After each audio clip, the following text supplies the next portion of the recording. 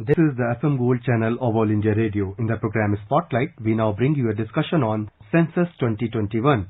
The participants are Ashok Tandon, political analyst, and Vinay Kumar, journalist.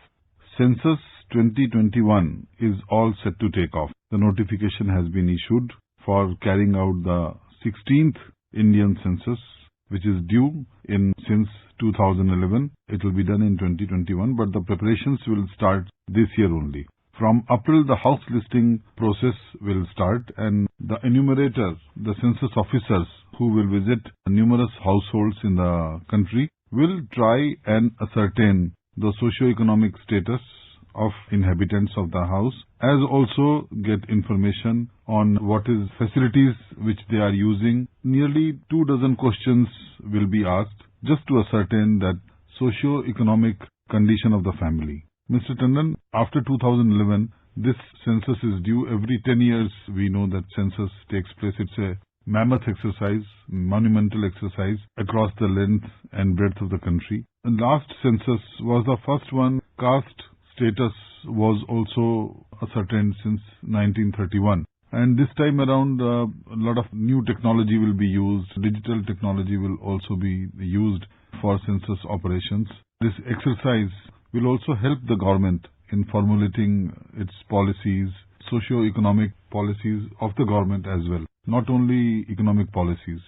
Census is a continuous process. It started during the British time in 1931, and since then every 10 years, whosoever is in power, any government, orders a census. The idea behind it is to know the latest size of the population of the country. And that's where we get the figures that even today we quote by 2011 census, India's population was so much. Now 2021 is coming. So therefore, next 10 years census is due, and in that context, the Registrar General and Census Commissioner issued a notification, and they have now decided 31 questions by the enumerators who will be doing this job. Also very rightly said that in the last census, the caste factor was introduced. Prior to that, even during British time, only the religion of the citizen was asked, and because there have been large developments since last 2011, and many social welfare schemes are also in operation, and the government certainly would like to know whether the benefit of those social welfare schemes is reaching to the correct people, and therefore questions will be asked whether sometime we say how many people are below the poverty line, how to determine somebody is below the poverty line. So criteria are set, and in that context, as you also said, that the technology will be used, digital app will be used, people can give information on the census app also. Questions which are being asked this time pertain to the socio-economic strata of each and every household when the households are identified, so that even when new schemes are launched, the government should know where people stand and whom to address as far as the social welfare schemes are concerned. For instance, now in this census, every household will be asked whether you have a telephone connection or you have a mobile phone, whether the phone which you are using is a smartphone, whether you have a bicycle, scooter, motorcycle, moped, car or jeep or van, radio or transistor, television, laptop or computer, or whether you have access to internet. So the idea behind this is to get a data that how many people even today don't enjoy any of these facilities, and therefore that segment of the society will have to be addressed as far as social welfare schemes are concerned. So in that context, if somebody says that why my mobile number is being sought, now the question is, it is for communicating with you for the census purposes. It is not that data will be misused or government will do any kind of an inquiry into it. So unfortunately, some misinformation campaign has already started. Don't give any information when they ask for you. Another thing which needs to be clarified is that no document will be asked. Nobody will have to produce any document. The only thing is whatever information citizens would like to give in response to these 31 questions, that will be recorded for the purposes of evolving a database and also knowing how much is the population of this country, how many households are there, per household, how many people live in that, how many married families live together, and what is their educational qualification, and how much the social benefits they enjoy, or their living conditions have whether improved or not as compared with the last 10 years. All these things, this process will begin. Now, first of all, they will also be asked whether their family comes under the scheduled caste or scheduled tribes or any other category, the ownership of the status of census office, what kind of drinking water you are getting. Now, this is very significant. And toilets also. Toilets also. And what is your supply of power to you? Now, suppose some village still don't have power, so that will come to the notice of the government. The government launched the toilet campaign. Now, in this census, the government will get to know the data, how many villages or how many households are still without toilet in this country. So, all these things are basically to judge. You have LPG connection or PNG connection. All these things will be known because last 5 years of Modi government, many social welfare schemes have been launched. And the government statistics show that the benefits is reaching right down to the lower level. But now the statistics will reveal whether the benefits have actually reached or not, number one, or any new future schemes, any unemployment guarantee scheme or your health scheme, your insurance schemes, whether people have actually got it or not. This time census is going to be quite different from the previous one, because for the first time the benefit of the social welfare scheme also will be judged. As far as the census reference date of March 1, 2021 is concerned, but I think in snowbound Jammu and Kashmir, Himachal and Uttarakhand, it will be October 2020. So, idea is that people should cooperate. You talked about social welfare schemes and benefits which flow to the people from the government. One such scheme comes to mind is Ujjwala, where the government has said that nearly 7-8 crore connections, LPG connections have been given to poor families. And often the allegation is, even after getting free cylinder Ujjwala scheme, people are not able to get the refill. So that this kind of information, if it comes to the government, will also help in further improving the schemes. Why people who have got, the poor households, which have got the benefit of Ujjwala scheme by getting a free LPG cylinder, why are they not getting their refills? Are they economically, has their situation improved, or has it had any effect on their social strata in terms of health benefits or in terms of not spending time to look for firewood and other means of fuel to get the kitchen going? The enumerators would ask, what is the source of your drinking water? If any particular section of this society are in any particular area, like tribal areas, the information is that they are still depending on wells or the rainy water. So at least come to the notice of the government that we need to supply the latest water supply to them. What kind of food you eat, cereal which you eat. So we know how much population is eating rice, how much population is eating wheat. All these statistics will help, like the firewood you also said. So therefore fuel, the information about your use of fuel, your drinking water, the source of power supply to you, and all such questions will be actually dominating the census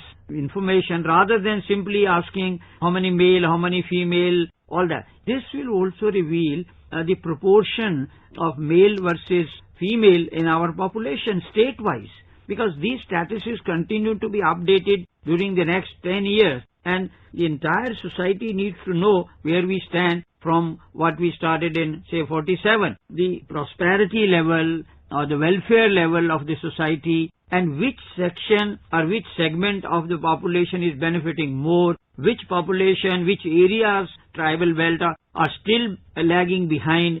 All these things will be known during this exercise. And we hope that, like any other census which has taken place, as you very rightly said, it's a very tedious process. It is not easy for a country of the size of India to have successful census done. The whole world sometimes surprises. India manages to conduct its census every 10 years, and that the statistics are foolproof and the records are maintained. All this exercise will certainly benefit of the common man also. Not only that the statistics will remain with documents of the government, but they will be made public also. And the media will have to play a very important role. When these figures are available, they can do analysis on the basis of that from region-wise and the caste-wise, all segment-wise, poverty, a middle class, how many people are rich, all these things will come out. And this is a long process, long drawn process. and for that proper notification has been issued. The government has also, earmarked the amount budget also for it, and I think the process has been set rolling, and we will very soon see that media also highlighting it and educating the people. We need to have an awareness campaign about it, because not many people, or rather all people, would be able to do it through app on telephone, and there may be physical verification also. People will go and ask you questions about it, but somehow, unfortunately, there is an effort to spread some kind of a misinformation campaign. Some politicians are saying don't give any information, it may be misused against you. Particularly the minorities are being misled, that if you give information that you are from minority community, you will be deprived of so many benefits. I think all that is not relevant at all, because people in this country since 1931, even when British were there, they have been cooperating in the census, and successful census has been conducted in this country. This is also true, Mr. Tandon, that a lot of time is taken.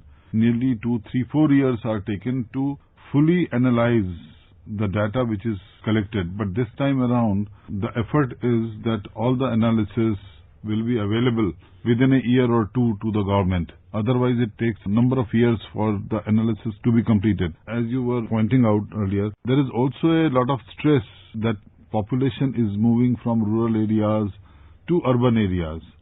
So census is also a process to get to know that what are the factors, why people are migrating from one place to another, where are the job opportunities available, why this influx is taking place from villages to big cities, and how big cities or mega cities are able to cope up with the pressure of population. That is why some of the questions which you were elaborating on, that is why these questions are vital. So it is very important that people should not have any doubts in their minds that why these questions are being asked to them. And that is one. Another aspect is, if enumerator goes to the village, and as compared to 2011, a particular village, anywhere, as you said, the tribal areas particularly, what is the population level now and what was it in 2011, particularly in some rural belts, why farming community is losing interest in villages,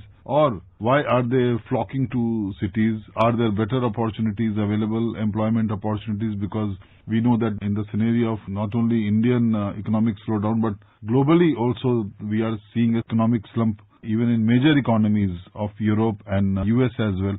So this data is very crucial to formulate economic policies, not only social indices, but economic policies as well. Certainly. It's a basically reflection of your society, and unless how the society is prospering, how the society is developing, or how the society is benefiting from the social welfare scheme, unless that picture is clear before the government for that matter, future policies cannot be evolved. And this will be, the Census 2021 will be conducted through mobile phone application and moving away from traditional pen and paper. But maybe that in many areas people may not be able to use this app, but I think needs to be clarified once again is that mobile number will be sought only for census related communication and not for any other purpose. Because sometimes it is not like a telephone call coming from the call center of any health company or a bank or loan. It is basically from the government agency which will be conducting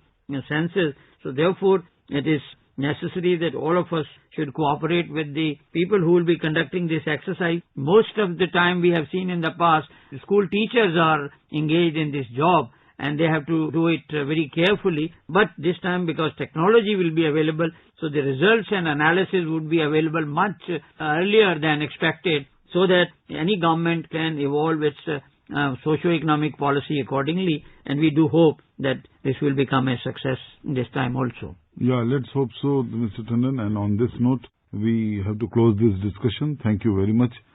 You were listening to a discussion on Census 2021. The participants were Ashok Tandon, political analyst, and Vinay Kumar, journalist. This program was produced and presented by the News Services Division of All India Radio.